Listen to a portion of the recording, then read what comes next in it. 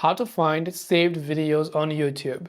Hey everyone, welcome to our channel. In this video, I'm going to guide you on how you can find the videos that you've saved to any of the playlists like a watch later or a custom playlist on YouTube. So without any further ado and delay, let us get started with today's video.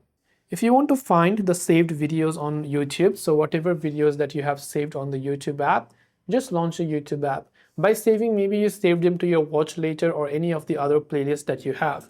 So to basically locate those, come to your U icon from the bottom right of the screen. And here under playlist, you'll find all of the things that you've saved. So if you've saved them to your watch later, you'll find them within your watch later playlist. If you save them to a custom playlist, you'll find them here.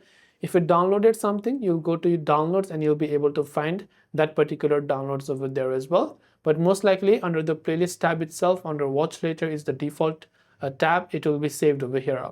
So I hope this video helped you out. If you have got any further questions, do feel free to leave them down. Thanks for watching till the very end of the tutorial and see you soon in our next video.